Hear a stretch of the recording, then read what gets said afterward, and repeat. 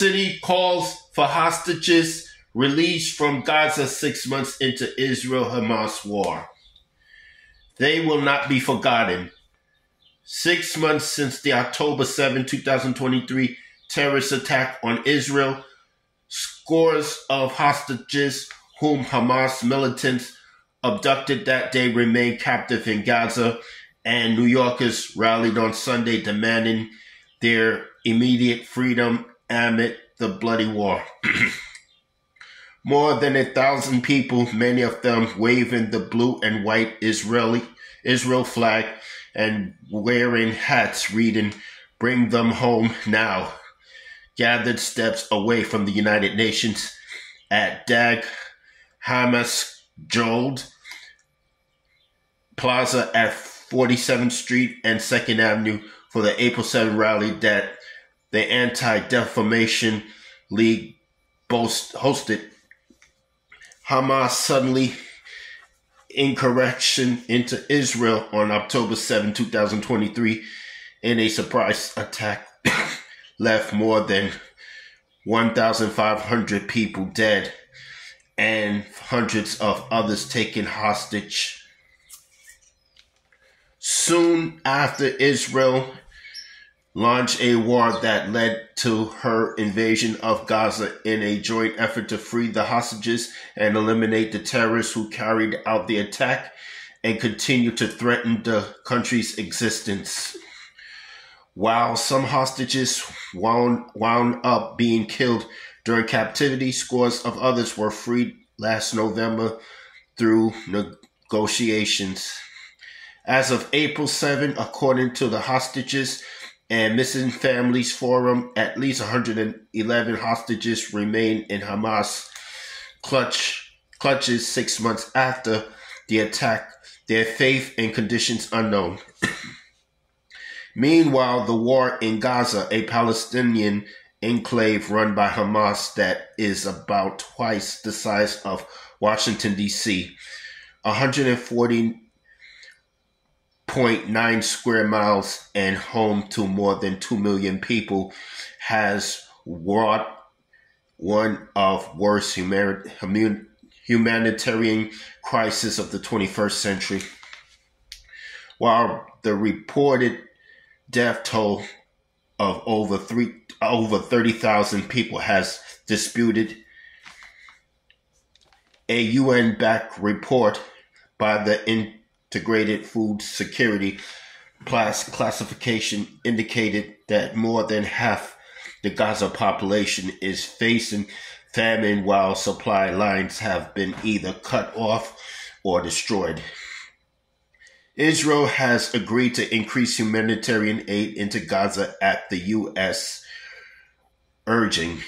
The crowd packed along 47th Street heard from members of hostages' families and even previously released hostages who appealed for the last remaining individuals held captive in Gaza to be set free.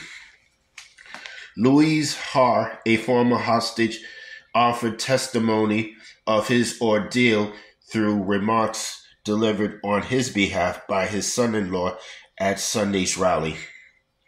6 months ago, I was brutally taken out of my house with my family, Har recalled. I will never forget the hate on the faces of the Hamas terrorists who broke into our house, breaking everything in their way, shooting inside our home, screaming, threatening us. The Israeli Defense Force, IDF, rescued Har after spending 129 days in captivity. All 133 hostages that are still in Gaza must come back home, Har appealed on Sunday. I can't start my healing process until everybody is back home. None of us can.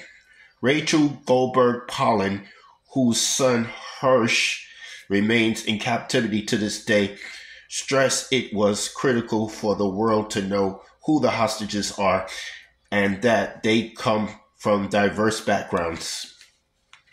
But she also spoke of the pain of having to go about daily life without knowing about her son's safety.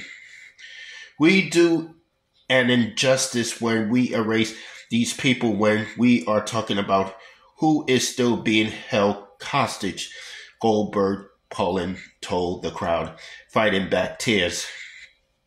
Many of you have heard me say before that every morning I put on my costume and pretend to be human.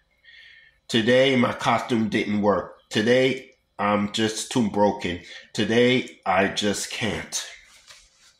2 local elected officials also spoke out in support of the hostages while demanding their immediate release.